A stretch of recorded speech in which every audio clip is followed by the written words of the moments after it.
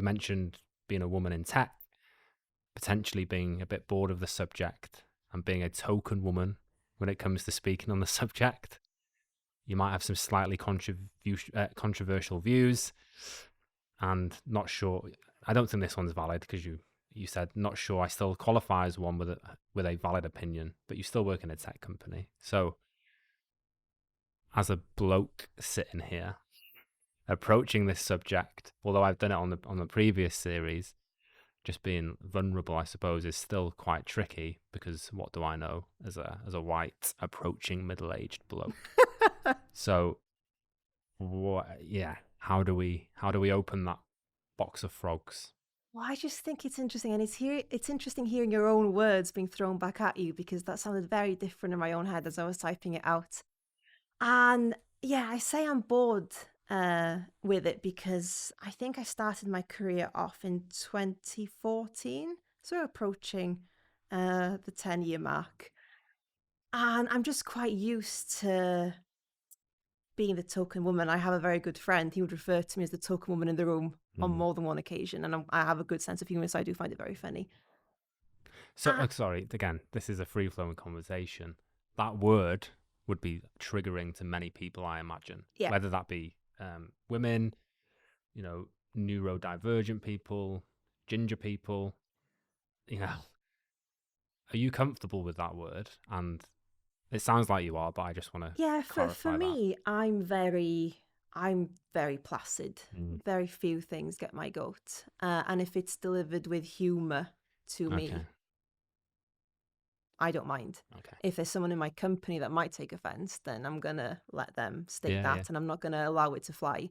But for me personally, I think it's a truth.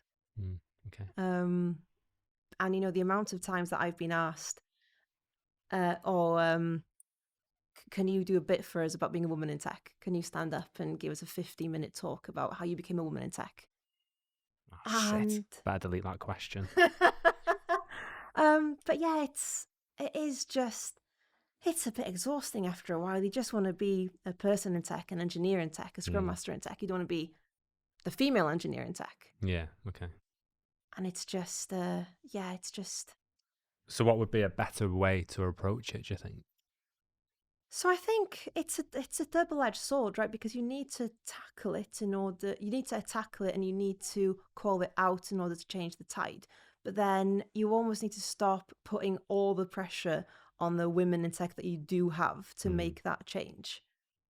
It can be my responsibility to be the token woman in tech and to also have to work to change the narrative whilst also trying to succeed at the job that I wanted. Yeah. And yeah, I forgot your question, Jack. I'm sorry. Just say, how do we go about it? Like, how can I'm not going to say we. How can one help? Whether it be male, female, whatever one identifies as. Like, because it's a difficult conversation, right? And I sit here from a place of I'm not going to be able to understand it. It's never impacted me in terms of, because I'm not that person, right? But I feel it is important, and even trying to get diversity of conversation on things like this, I've found men are more enthusiastic to come and have a conversation. And that might be because of my tone or the sort of not audience. That makes me sound like a knobhead, but you know what I mean. That the tone of my LinkedIn or whatever might go towards a certain demographic, but I don't want that.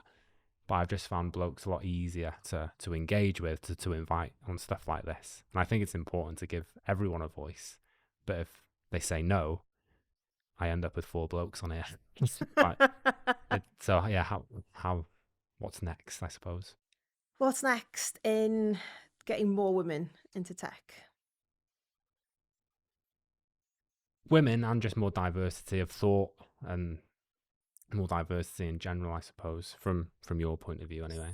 So what I've seen from my experience is companies trying to target women women that already, they've finished school, they finished university, they have one career, and they're trying to entice them away from that career into tech with Okay. various schemes. Mm. And I don't think that's enough, because that's almost putting a plaster over the problem and not fixing the cause. Yeah. So fixing the effect, not the cause even. Because you need to do more in schools. I wish I'd swatted up my statistics before coming here, but there's statistics that says the amount of young girls in school that stop studying STEM subjects after, I think, GCSE is the cliff point, Okay. drop significantly. And I think these companies need to stop trying to make a massive change between this year and next year and start thinking about 10 years' time. So in 2033, how much females do we want in the workforce in tech? And what can we do now? So can we go into schools? Can we put bursaries in place? Can we put scholarships in place? What do teachers need to help them support young girls to continue pursuing STEM subjects? And a lot of what I've seen, and I'm a grand example of this, so call me hypocritical if you want. I enjoy being hypocritical from time to time. A lot of women enter tech doing technical roles, such as software engineering, and then they disappear, they exit, they go down the Scrum Master route, or the product route, or the business analyst route. So something else is going on there that means women are entering and then they're leaving into less technical roles. So whilst from a bird's eye view, the amount of women that you have in tech is increasing, I don't think the amount of women in technical roles is increasing that much.